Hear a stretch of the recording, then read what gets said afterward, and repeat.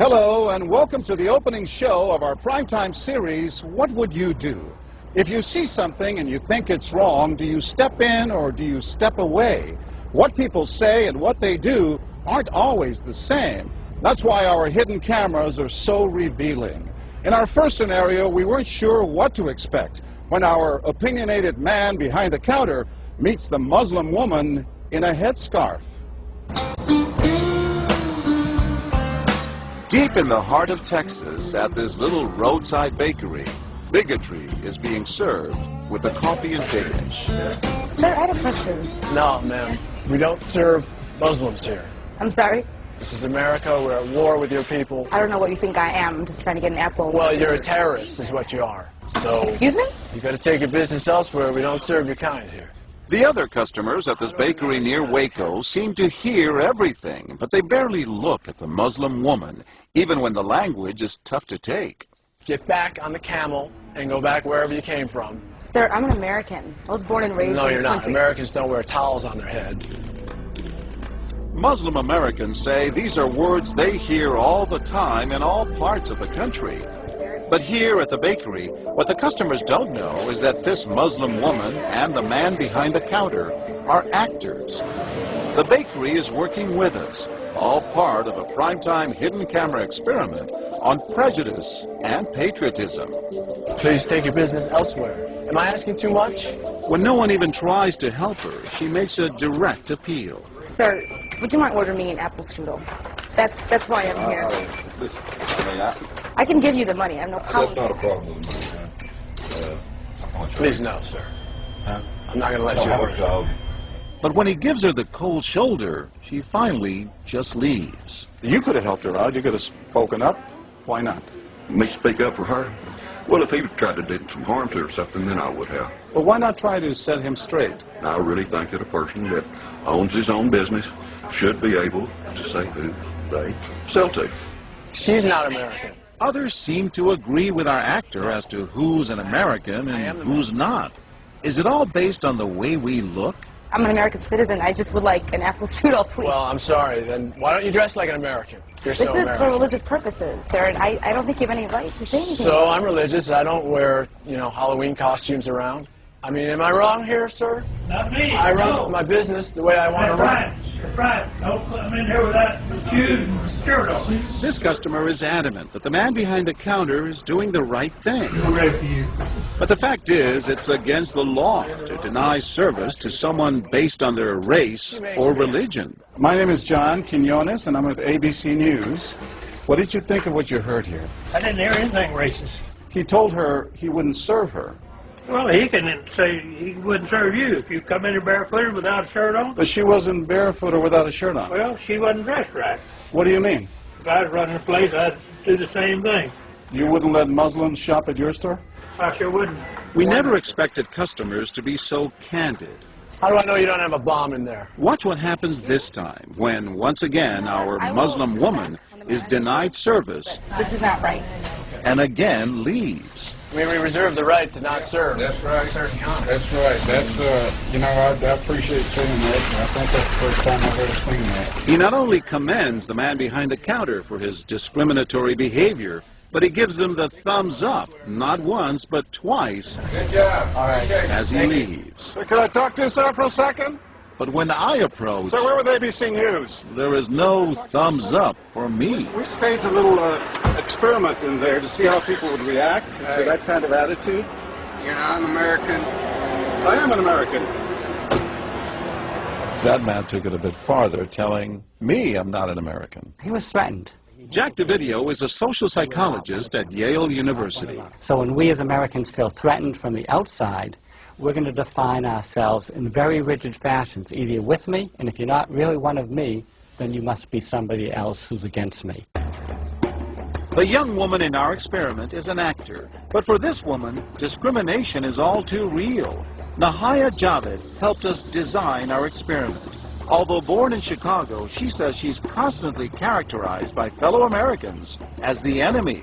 They always start off with, you're a terrorist, Osama lover, towel head, camel jockey, on and on.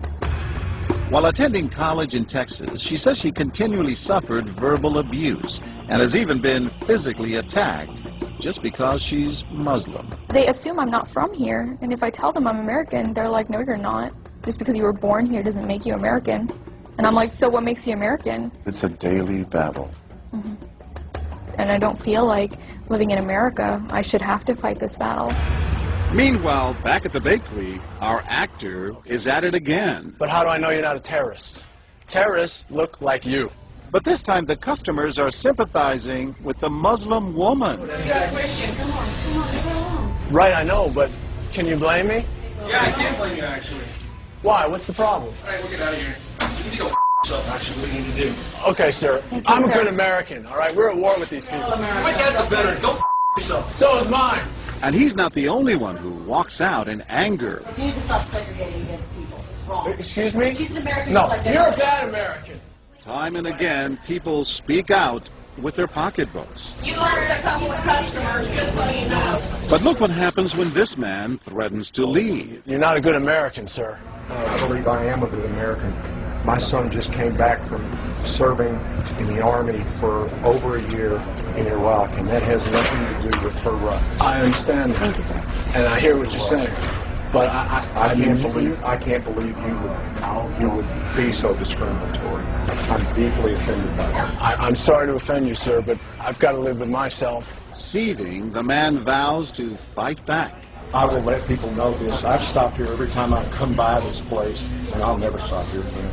Why did folks get so upset? They saw an injustice. It's justice that binds us together. It's justice that makes us a society. Any threat to that kind of sense of justice and fairness undermines the entire system. You're really not going to serve her? No, I'm not.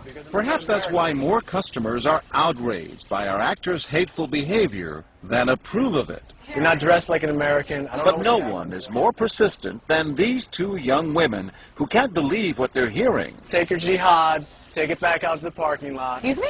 I mean, I got to protect my customers, okay? You're really offensive and disgusting. Well, I'm sorry. I'm just trying to protect you here because you You're don't know what's sick. going on. Like that doesn't mean anything. This is a How do you know? culture. You These people so are trying to ignorant. kill Americans. Disgusting. She is my culture. So you're ready to serve me, but you're not ready to serve her. You're obviously dressed like an American. Big deal. She's Muslim. And unlike the others, they don't just leave in anger. They stand their ground. So you're going to regulate what people wear? Yes, because I believe you the the degree of... manager? No, I'm not the manager. Can I speak to your manager? I'm John Quinones with ABC News. It's only when we catch up with our heroines that they finally let their guards down. I'm with my friend who's, Muslim, and it's, I've just seen how people treat them differently. And it really hurts me. Just watching them stand up for what they believe in touches Professor DeVideo. In a way, they defended America. And I was impressed by that, because they wanted this to be a just society, a just place, a just bakery. I'm John Quinones. And remember this man whose son served in Iraq? He's also moved to tears. Every person deserves to be treated with respect and dignity. No matter how In they're every dressed. situation, no matter how they're dressed. Never have we seen reactions so polarized, from a thumbs up for prejudice to an emphatic thumbs down. Go yourself. Two different Americas, both convinced they're patriotic. At the end of the day, 13 people stood up for the Muslim woman, while 6 sided with the clerk. But the majority of the bystanders, 22, did or said absolutely nothing.